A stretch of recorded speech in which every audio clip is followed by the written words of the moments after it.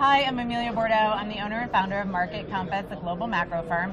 I am here in Las Vegas at the MoneyShow, and I'm here with Brien Ludin, and he's the president of Jefferson Financial, and he's the executive editor of Gold Newsletter. Brien, welcome. Thanks for coming. Great to be with you.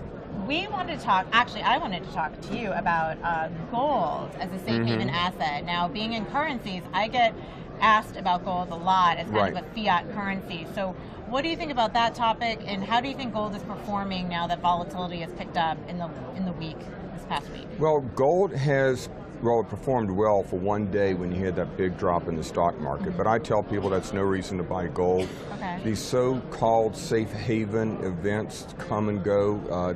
They'll have a one-day pop, maybe a two-day pop in gold, then it goes away.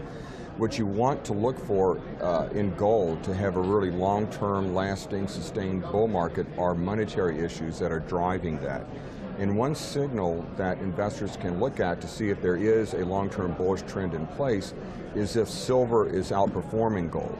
Okay. They're both monetary metals. Silver tends to move in the same direction as gold, and more so, up and down, so there's risk as well as reward.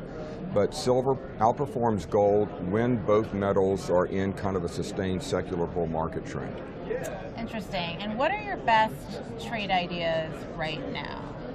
Well, it's not so much a trade as an investment. I've done some work on the implications of the debt. You know, we had 5,000-year lows in interest rates that really encouraged a lot of debt creation, both not only in the U.S., but in developed economies around the world.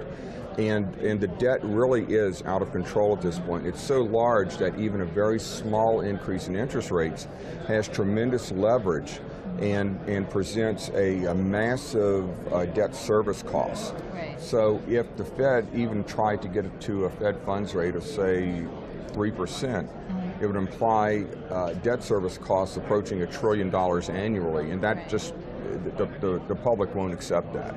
So the Fed can't raise rates to supposedly normal levels anymore. That in turn has implications for, as you mentioned, commodities, precious metals, monetary metals, gold and silver, but also equities over the long term. And for people out there who are investing on a longer term horizon, aren't the day traders, what do you advise them to do when you make a long-term investment based on the fundamentals, and then all of a sudden you get maybe the presidential tweet storm that picks up volatility? Do they hold that trade through it? What do you advise them to do? You have to hold through that, but these kinds of events, they come and go. It's a quick spike, and then whatever the underlying trends are, they reassert themselves over time. That's important to know. I get asked that a lot. So great interview. Thank you so much for your time, Brien. Thank you. Great to be with you. Thanks.